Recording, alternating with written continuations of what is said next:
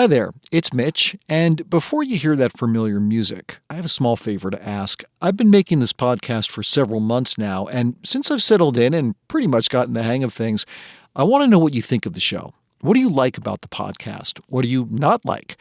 I want feedback on whatever you have thoughts about, whether it's the music, the kind of news and content you're hearing, or my silly dad jokes, which I've gotten farther away from, apparently, or not.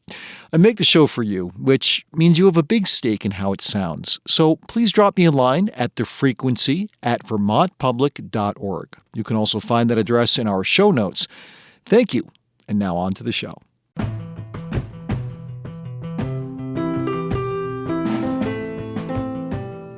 From Vermont Public, this is The Frequency.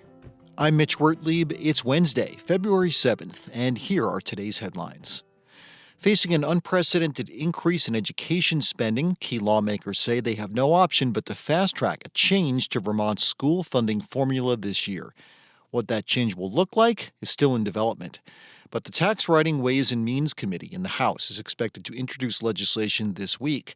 Emily Kornheiser chairs that committee. She says a temporary tax break folded into a previous retooling of Vermont's school funding formula is having unintended consequences, and it needs to go.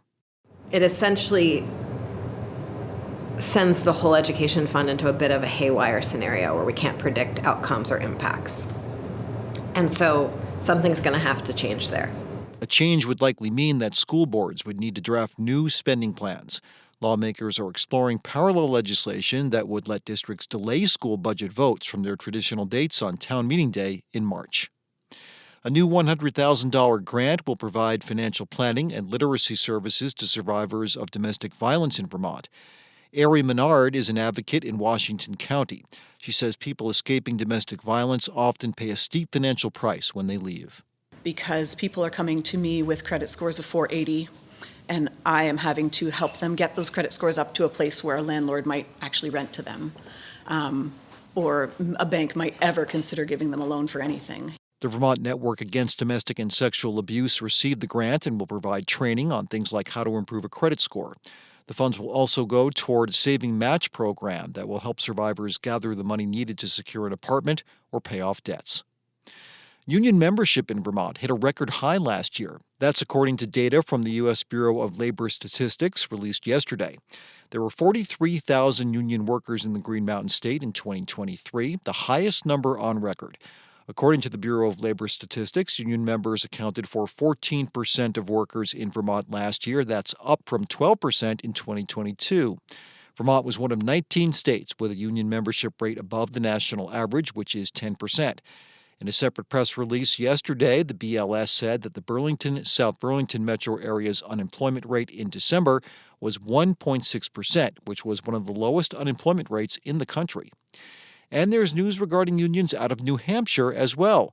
The National Labor Relations Board ruled Monday that members of the Dartmouth College men's basketball team are employees of the school.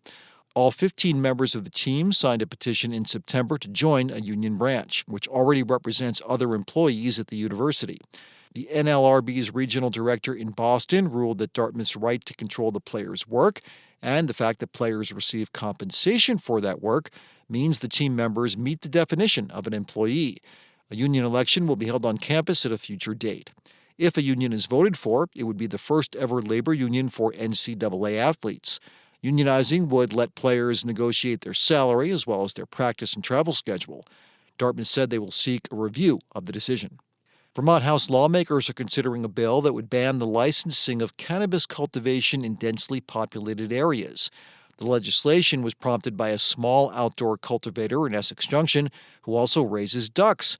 His operation has riled a number of neighbors who have reported strong odors and loud noise from the combination. Cannabis Control Board Chairman James Pepper told the committee he has concerns about the bill because the legislature specifically exempted small growers from local zoning regulations. And he said it may be difficult to implement. I just wonder are we supposed to put a pin in the site and draw a circle around it and see how many people live in that area? And I just don't know if I don't know of a mapping tool that exists that would give us that kind of information. Mike McCarthy chairs the House Government Operations Committee and says the legislation amounts to a major policy change that needs further study from his panel. Coming up, our Morning Edition host Jen Jarecki underwent a mammogram for the first time and recorded what the experience was like. We'll hear about it after this.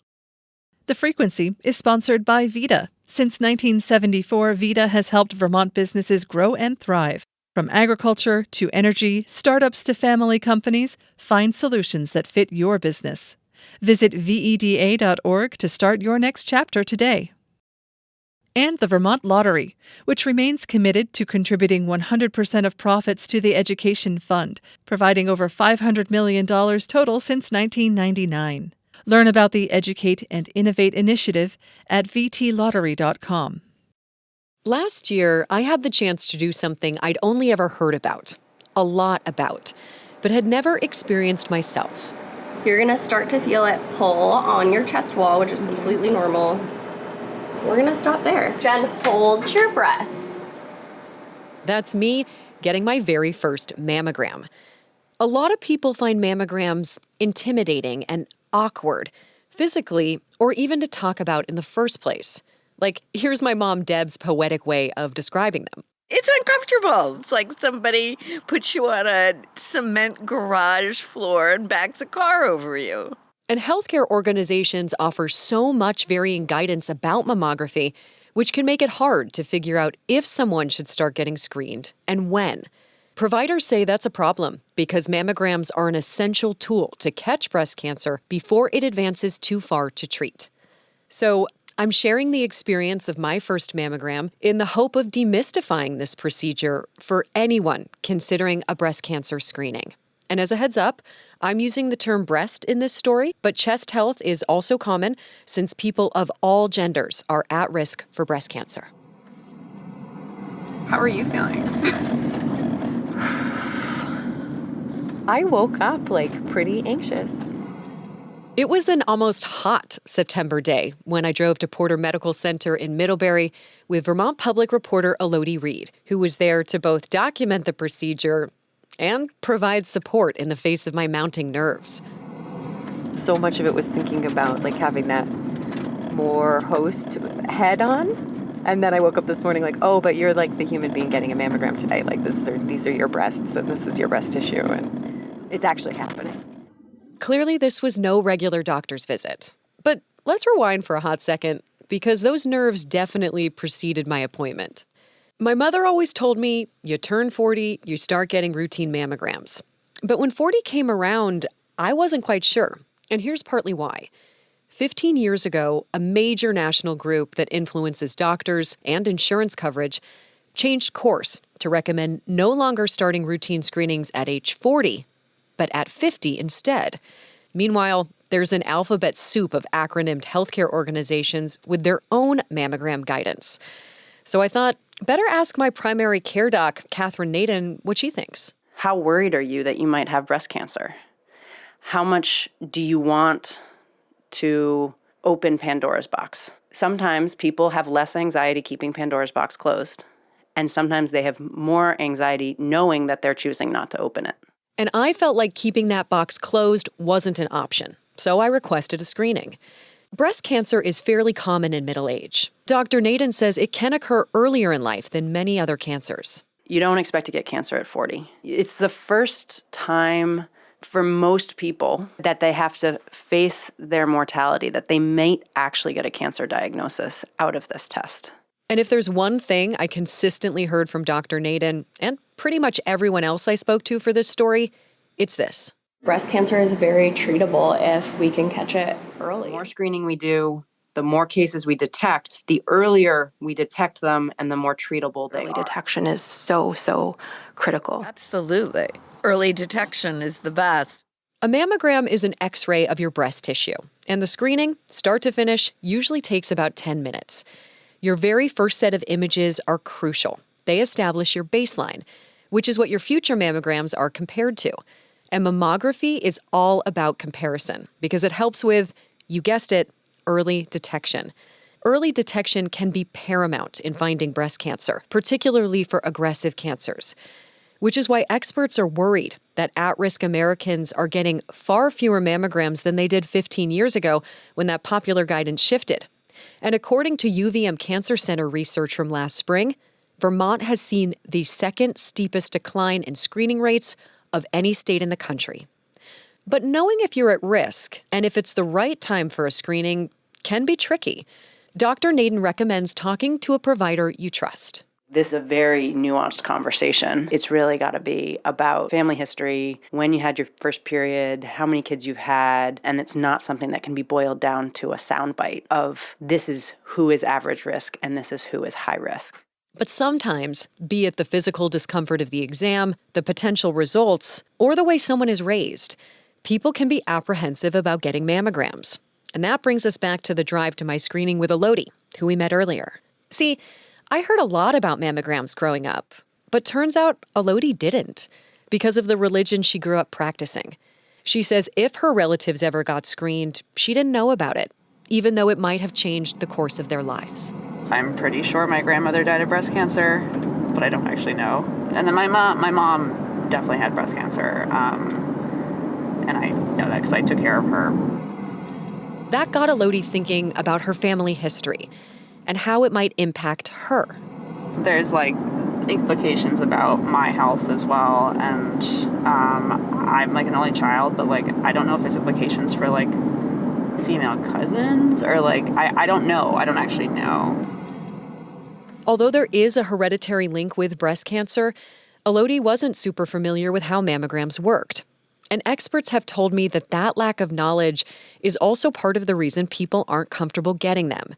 When you know how something works, it becomes less intimidating. But when I showed up to Porter Medical on that balmy September day, I was still a little nervous. Here we are, so now it's one step closer to my first mammogram. Have your mother's, sisters, daughters, aunts, grandmothers, or any male relatives ever been diagnosed with breast cancer? Blood relatives only. Now that we were seated in radiology and I was filling out paperwork, things felt pretty real. And just as I could feel my heart race even faster, in walked my mammographer. My name is Brittany Ferdinand. I'm a radiologic technologist and mammographer, and I've been doing mammography for 9 years. Your mammotech is wildly influential in your experience of getting screened, both physically and emotionally. But with her broad smile and infectious optimism, Brittany immediately put me at ease. So come on in here, Jen. It's like a spaceship. Yeah, right? We just keep the ambiance just really chill. So it's calming vibes. Let's start with your right breast. So if you'll just take your arm and slide it right out of the sleeve for me there, Jen. This machine's gonna be your best friend. Okay. But I want you to just lean in with me as much as you can. And I'm gonna start to bring this compression down. We're gonna stop there. Jen, hold your breath.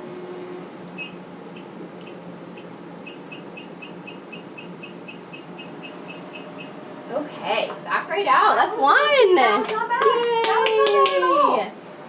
And it really wasn't that bad. Thankfully, nothing like being put on a cement garage floor and having a car run over my breast, which was a relief. But that was just one shot. And a mammogram includes multiple images of each breast. So we moved on. I feel so funny asking people to relax their shoulder when I'm literally bringing down compression. They're like, easy for you to say. I know. So basically what I'm doing right now is pulling all your breast tissue forward and making sure that I have all the anatomy that I need to prove that I have all of your breast tissue on an image. Your mammotech may show you photos there on the spot, like Brittany offered me in Elodie. Wow, that is so wild. Isn't it interesting? Yes, it's fascinating. It looks like the moon. And I've never heard anyone say the moon, and it totally does. Like the little craters. Yes, exactly. Breast tissue looks like these grayish, pocketed swirls in pictures.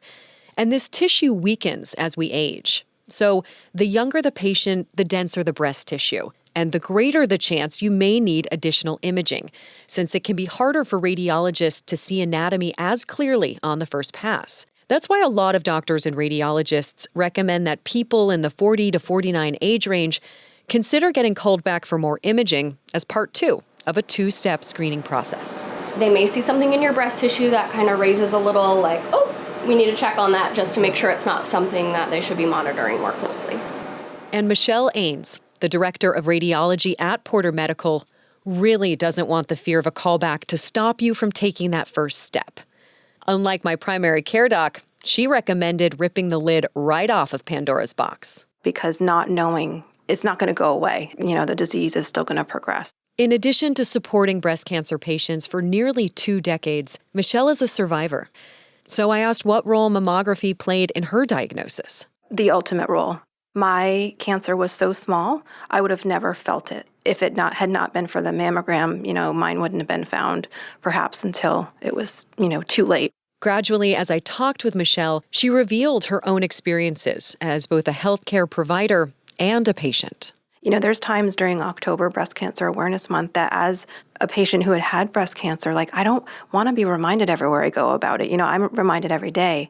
Still, Michelle says there's power in sharing your story and raising awareness and community for others. I'm so thankful at the same time that the word is out there. Breast cancer doesn't define you. It's part of you, but it doesn't define you. And don't hog your journey.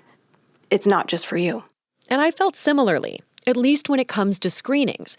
If just one person feels a little more ready to get their first mammogram after hearing about mine, I'm grateful to make a very personal experience public. The boob squishing is over. The boob squishing is over. I definitely felt relieved as Elodie and I got into the car after the screening, but I wondered. How was it for you to witness, but also you and your relationship with Breast cancer? Yeah. It's funny. I grew up not wanting to know about things because my religion told me that wasn't useful to developing my spirituality. And then turns out I'm actually a super curious person and I love knowledge. And I love that I know how that works now. Yeah, me too. And I'm relieved to share that I received my results the very next day. They have my baseline and didn't find anything that needed more imaging. So now I just wait for my next annual screening. Well, now I'm just going to call you every year and be like, Elodie, I'm getting a mammogram. You can come for mine. Exactly. In 8 years. Like, hey, it's a thing we do. Yeah. We go to each other's mammograms. For Vermont Public, I'm Jen Jarecki.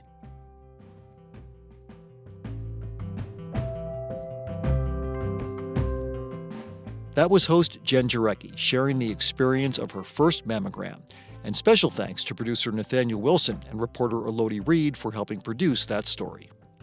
Thanks for listening to The Frequency today. We had additional reporting from Lola Dufour, Peter Hirschfeld, Leah Melder-Connors, Adia Golston, and Bob Kinzel. Our executive producer is Kevin Trevelyan, and our music is by Blue Dot Sessions. I'm Mitch Wertlieb. Talk to you tomorrow.